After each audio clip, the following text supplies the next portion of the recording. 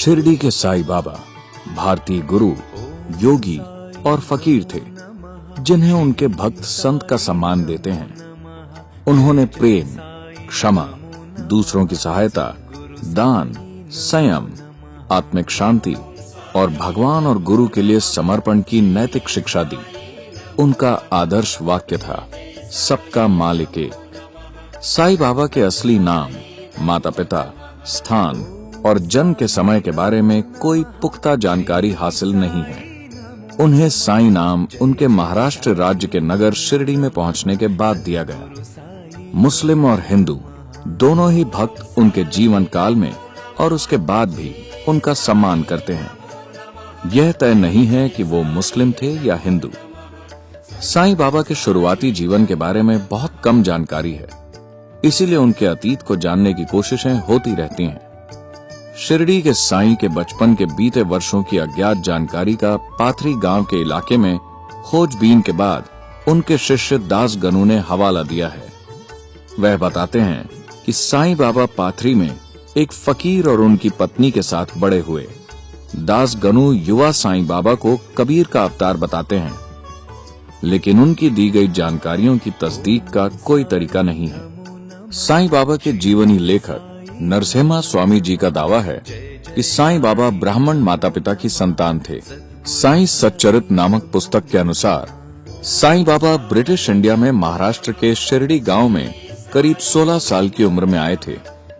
1857 की इंडियन बगावत के दौरान झांसी की रानी लक्ष्मीबाई की फौज में भी उनके काम करने का दावा किया जाता है। आमतौर पर यह माना जाता है कि साईं बाबा 3 साल तक शिरडी में रहे, फिर 1 साल लापता हो गए और उसके बाद करीब 1858 में मुकम्मल तौर पर रहने के लिए वहां लौट आए। इससे उनके जन्म का साल 1838 प्रतीत होता है। 4 से 5 साल तक बाबा नीम के एक पेड़ के नीचे रहे। वो अक्सर शिरडी के जंगलों में दूर दूर तक घूमने निकल जाते थे। बाद में लोगों के जोर देने पर उन्होंने एक पुरानी खंडहर मस्जिद में तन्हा रहना शुरू कर दिया। लोगों के दान से वो अपना गुजारा करते थे। उन्होंने एक हकीम के तौर पर भी लोगों की सेवा की। वह भभूत या राख से बीमारियों का इलाज करते थे। 1910 के बाद साईं बाबा का नाम मुंबई में मशहूर होने लगा। बड़ी संख्या में लोग उनके दर्शन के लिए आने लगे, क्योंकि वो उन्हें एक ऐसे संत के तौर पर इज्जत देते थे जिसके पास जादुई ताकत है या जो एक अवतार है। उन भक्तों ने उनका पहला मंदिर भीवपुरी, करजत में बनाया। साईं बाबा मजहबी कट्टरता, ईसाई, हिंदू और मुस्लिम के खिलाफ थे।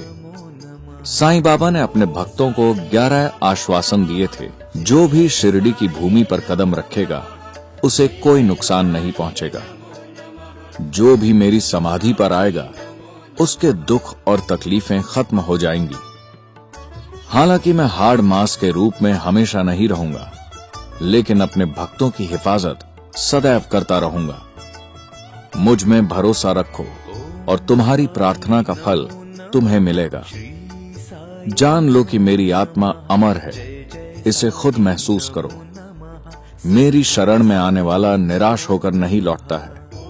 इंसान चाहे जिस आस्था के साथ मेरी पूजा करे, मैं उसी में उसे फल देता हूं। मेरा यह वादा पक्का है कि मैं हमेशा तुम्हें कष्टों से मुक्ति दिलाता रहूंगा। तुम दस्तक दो और दरवाजा खुद ब खुद खुल जाएगा। तुम दुआ मांगो और वह मंजूर हो जाएगी। उसके लिए जो मेरे सामने सब कुछ न्यौछावर कर देता है, मैं उसका हमेशा जवाबदेह होता हूं। जो मेरे साथ एकाकार हो जाता है वो धन्य है।